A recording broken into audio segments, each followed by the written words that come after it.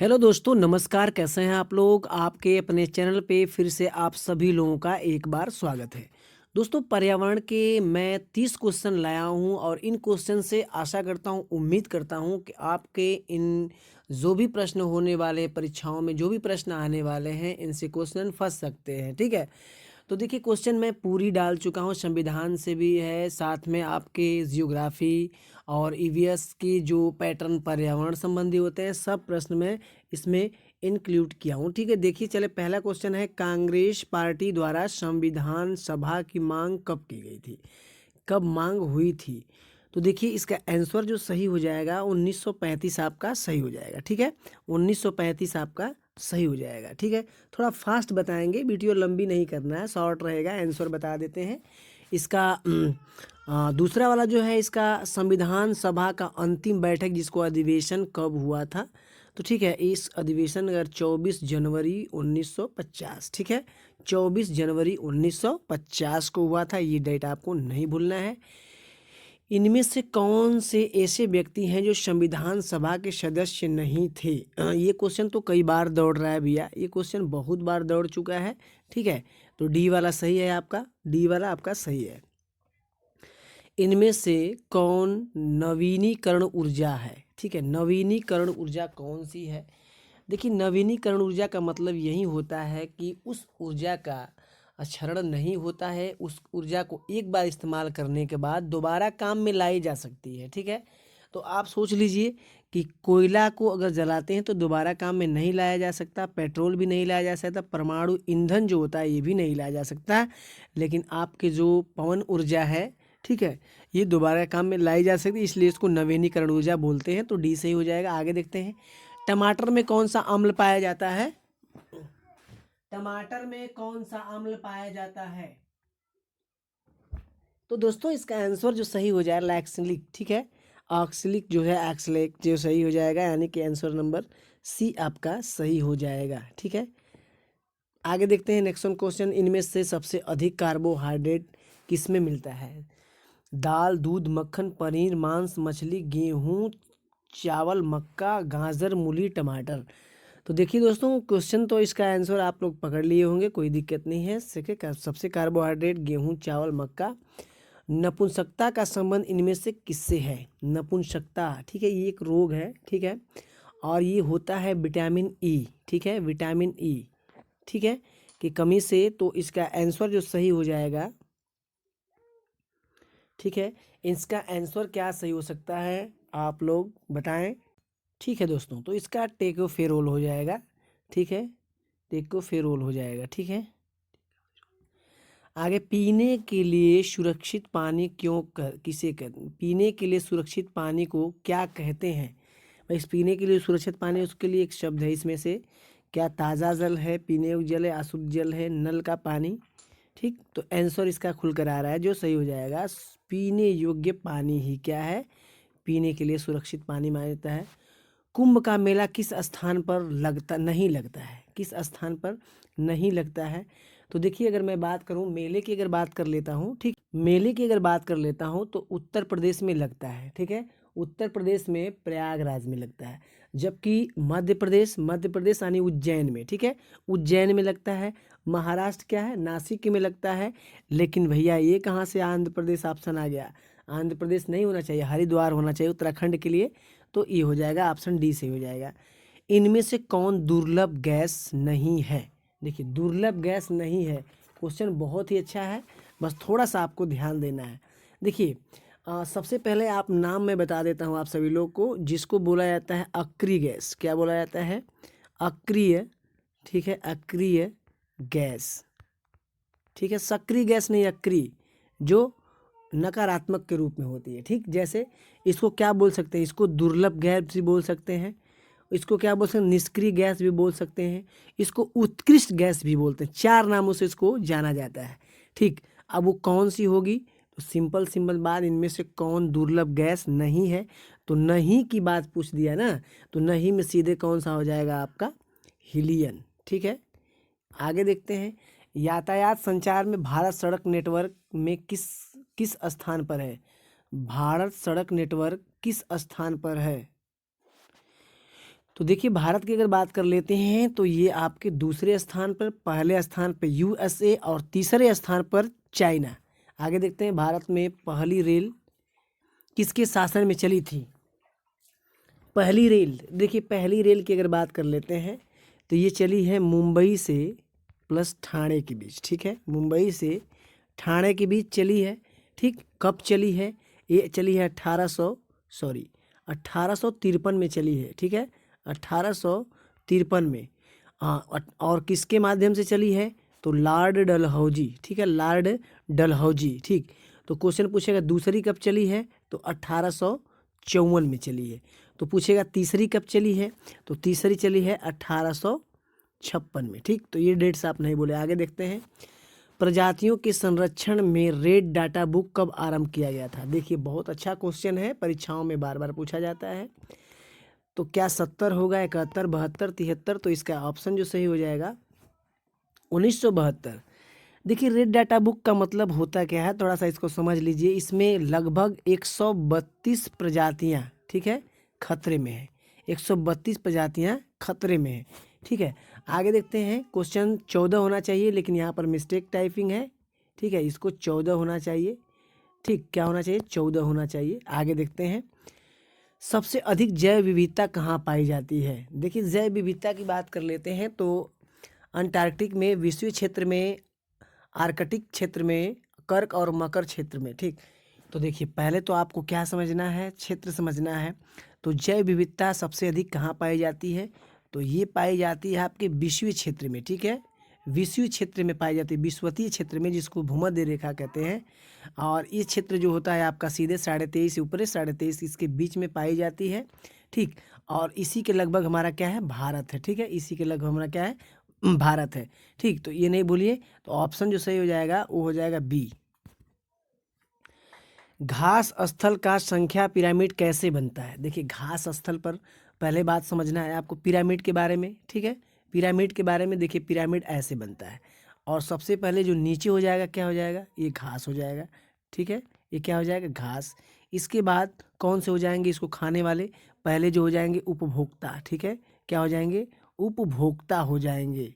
ठीक, तो ये आप नहीं भूलेंगे। इसके बाद कौन से हो जाएंगे, इसको बोलेंगे, इसके बाद द्वितीय उपभोक्ता बोलेंगे। क्या बोलेंगे, द्वितीय उपभोक्ता बोलेंगे। ठीक है, और ये उच्च मांसाहारी जो आते हैं लास्ट होते हैं। ठीक है, तो ये घास को खाएगा पहला, यानी जो भी टिड्डा हो, चाहे हिरण, जो भी हो, खरगोश हो, वो खाएगा। उसको खाने वाला जो अगला खाएगा। तो ये पिरामिड कैसे बन रहा है भैया, ये बन रहा है सीधा पिरामिड बन रहा है, कुछ नहीं आपको सोचना है, सीधा पिरामिड बन रहा है। तो ऑप्शन आपका क्या सही हो जाएगा, बी सही हो जाएगा। आगे देखते हैं ऊर्जा पिरामिड का 10% संरक्षण नियम किसने दिया है। ठीक है, 10% का संरक्षण नियम किसने दिया है, एजी टाउंसले, ओडम, लिंडमैन, लैमार्क। तो ऑप्शन आपका सही हो जाएगा लिंडमैन। लिंडमैन महोदय ने क्या किया भैया, ये 10% का संरक्षण नियम दिया है। इनमें से एक पर्यावरण सम्मेलन का मिलान गलत है, इनमें से एक पर्यावरण सम्मेलन का मिलान गलत है। तो ये तो सही है, ये भी सही है, ये भी सही है, यही गलत है। ये होगा 1900, क्या होगा 92। ठीक है, 94 नहीं 92 होगा। तो आंसर खुल के आ रहा है यही वाला, रियो सम्मेलन जो ब्राजील में हुआ है। ठीक है, पृथ्वी सम्मेलन भी इसको बोलते हैं। आगे देखते हैं ओजोन परत संरक्षण अंतर्राष्ट्रीय समझौता सम्मेलन किसको बोलते हैं। तो देखो ओजोन परत संरक्षण की अगर बात कर लेते हैं, थोड़ा सा इसमें आपको मैटर समझना पड़ेगा। ठीक है, थोड़ा सा अगर मैटर आप समझ लेते हो तो आपके क्वेश्चन क्लियर हो जाएंगे। ठीक है, देखिए ओजोन परत संरक्षण की अगर बात करें, ठीक है, क्वेश्चन नंबर 18 है, ओजोन परत संरक्षण की अगर बात कर लेते हैं तो मैं आपको बताता हूँ, बहुत बढ़िया से बताऊंगा। स्टॉकहोम सम्मेलन जो है, स्टॉकहोम सम्मेलन ये किसके लिए है, पर्यावरण। ठीक है, पर्यावरण के लिए, खास तौर से पर्यावरण के लिए। ये बात आप नोट करेंगे। 1972 में 5 जून मनाने का निर्णय लिया गया 1973 में। इसमें वियना सम्मेलन का संबंध क्या है भैया, तो ये वियना सम्मेलन जो ओजोन परत संरक्षण के लिए है। ठीक है, अंतर्राष्ट्रीय नहीं है, ओजोन परत संरक्षण के लिए है। और रियो जो सम्मेलन है ये रियो ब्राज़ील में हुआ है। ठीक, कब हुआ है, रियो ब्राज़ील में हुआ है, ये 1992 में हुआ है। ये जलवायु परिवर्तन एजेंडा 21 के लिए माना जाता है। जबकि मॉन्ट्रियल सम्मेलन जो है भैया, यही आपका सही हो जाएगा। ये मॉन्ट्रियल सम्मेलन जो है ये हुआ है आपका 1987। क्या भैया? 1987 आपका सही है। ओजोन परत अंतर्राष्ट्रीय संरक्षण के लिए, और इसी दिन 16 सितंबर को क्या मनाया जाता है? ओजोन दिवस मनाया जाता है। आगे देखो, प्रकाश संश्लेषण के दौरान हरे पौधे निम्न में से किसे सोख लेते हैं? तो भैया लेना और देना, ठीक है। सोखना और देना, देने का काम होता है और सोखने का काम होता है। तो दो ही बात पर ध्यान दीजिए, ज़्यादा बात पर ध्यान नहीं देना है। एक तो लेना होगा, एक तो देना होगा। तो ये जो लेने का काम होगा, अपने अंदर सोखने का काम हो जाएगा, वो हो जाएगा आपका सीधे सीधे कार्बन डाइऑक्साइड ले लेते हैं, ऑक्सीजन को छोड़ देते हैं, बात खत्म। तो आंसर सही हो जाएगा आपका पहला वाला। मिनी माता रोग ऐसी मछली खाने से होता है जिसमें अधिक मात्रा में पाया जाता है, कैडमियम पाया जाता है, आर्सेनिक पाया जाता है, पारा पाया जाता है, या ये सभी पाया जाता है। तो उसमें सबसे अधिक मात्रा पारा की होती है, ठीक। इसके वजह से मिनी माता रोग हो जाता है। ऑप्शन सी सही था। ब्रह्मगिरी पर्वत से निकलने वाली नदी का नाम बताइए। देखिए थोड़ा सा डीप कर दिया गया है क्वेश्चन, फिर भी कोई डीप ज़्यादा नहीं है, क्योंकि मैं पहले ही बताया हूँ कि आपके ये थोड़ी सी मैपिंग समझेंगे तो ये हमारा भारत का मैप है, ठीक है।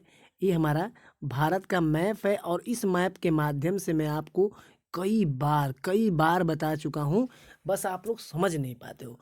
देखो यहाँ पे नासिक की पहाड़ी है, ऋषिकेश्वर पर्वत पड़ता है, यहाँ से एक नदी निकली है जिसको गोदावरी बोलते हैं, ठीक।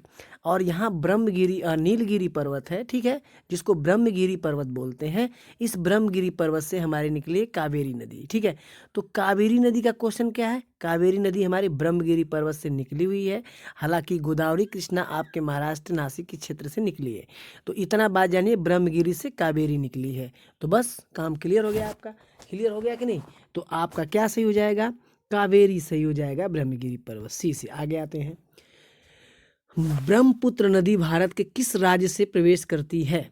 तो इसको भी मैपिंग समझ लीजिए। मैप से समझेंगे तो आपके लिए आसान हो जाएगा भैया, आपके लिए आसान हो जाएगा, क्योंकि मैपिंग भी मैं पढ़ाता हूँ, आप लोग जानते भी हो, ठीक। आप लोग जानते हो। तो एक छोटा सा भारत का मैप बन गया, ठीक। और इस मैप में छोटा सा एक भारत का यहाँ पे मैप बना लेते हैं, ठीक। बन गया। अब हमारी यहाँ से नदी निकल के सीधे क्रॉस करके आती है बंगाल की खाड़ी में, इसी को बोलते हैं ब्रह्मपुत्र सांगपो। तो ये जहाँ से क्रॉस करती है, सबसे ऊपर शीर्ष पर जो हमारा है कौन सा है? वो अरुणाचल प्रदेश है, ठीक है। तो अरुणाचल प्रदेश आपका सही हो जाएगा। आगे देखते हो, कोल भील जनजाति किस राज्य में पाई जाती है? तो देखो, जनजातियों का मैंने वीडियो यूट्यूब पर अपलोड कर दिया था, आप लोग नहीं देखे होंगे तो लिंक चाहिए तो कमेंट कर दीजिएगा, और इसका नोट्स चाहिए, अगर इसका नोट्स चाहिए तो भी कमेंट करिए। किस नंबर पे करेंगे? इसी नंबर पे आपको करना है, ठीक है। इसी नंबर पे आपको करना है, ठीक। ये आपका 4-6 होगा, ये 4 और 6, ठीक है, ये नहीं रहेगा, ठीक। तो इस नंबर पे आपको करना है। कोलभील जनजाति जो पाई जाती है ये आपके फेमस एमपी में है, ठीक है, एमपी में है कोलभील जनजाति। जनजातियों से क्वेश्चन बार बार पूछा जा रहा है, और बच्चे पेपर में मिस्टेक कर रहे हैं, तो कम से कम अपने इंडिया की जो जनजातियाँ हैं उसको तो आप कंफर्म कर ही सकते हो, ठीक है, उसको तो कंफर्म कर सकते हो। हालांकि विश्व लेवल पर तैयारी नहीं हो पा रही है, तो इंडियन लेवल की तैयारी तो कर लो कम से कम, अगर विश्व लेवल पे नहीं है तो इस पर कर लो, ठीक है। आगे देखते हैं, डोडा बेटा किस पर्वत की ऊंची चोटी है? अब देखो यहाँ से क्वेश्चन आ गया, फिर से एक मैपिंग का बात करेंगे। अब देखो एक मैप की बात कर लो, यहाँ से एक मैप बन गया, ठीक है, एक मैप यहाँ से बन गया, ठीक। अब यहाँ से एक मैप बना, तो कैसे भैया? यहाँ पे आप जानते हैं इस पर्वत को हम क्या बोलते हैं? सह्याद्री पर्वत बोलते हैं, ठीक है, और ये पूर्वी घाट का क्षेत्र होता है। अब इस पर्वतों पे कौन कौन सी पर्वत है? यहाँ पे देखोगे तो आपको मिलेगा नासिक की पहाड़ी, नीलगिरी पर्वत, ठीक। और उसके बाद क्या मिलेगा? ब्रह्मगिरी पर्वत, सभी पर्वत मिलेंगे आपको। पर्वतों की वीडियो आपको मैं बताया था, ठीक है। पहले क्या मिलेगा? पहले मिलेगा सह्याद्री में, क्या है? सह्याद्री में सह्याद्री पर्वत कालसूबाई सबसे ऊंची चोटी यहाँ पे है। और उसके बाद जब आएंगे आपके नीलगिरी पर्वत मिल जाएंगे। कौन से? नीलगिरी पर्वत की ही ऊंची चोटी कौन सी? डोडा बेटा। उसके बाद फिर आगे आएंगे तो अन्नामलाई की पहाड़ी यहाँ पे मिल जाएगी, ठीक। यहाँ पे अन्नामलाई, यहाँ नीलगिरी, और यहाँ नासिक की पहाड़ी की जब सबसे ऊंची चोटी कालसूबाई। तो ये जितनी भी पर्वत चोटियाँ हैं ये वाली, तो इसमें से सबसे नीलगिरी की ऊंची चोटी कौन सी है? तो सीधे सीधे आपका सही हो जाएगा नीलगिरी डोडा बेटा। आगे देखते हैं, एक पर्यावरण अध्ययन की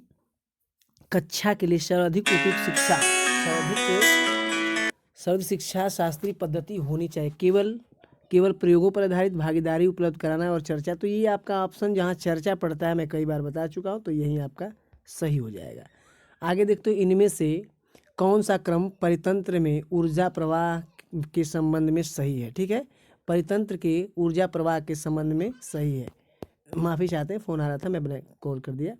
ठीक है, इनमें से कौन सा क्रम परितंत्र में ऊर्जा प्रवाह के संबंध में सही है। उत्पादक, उपभोक्ता, अपघटक।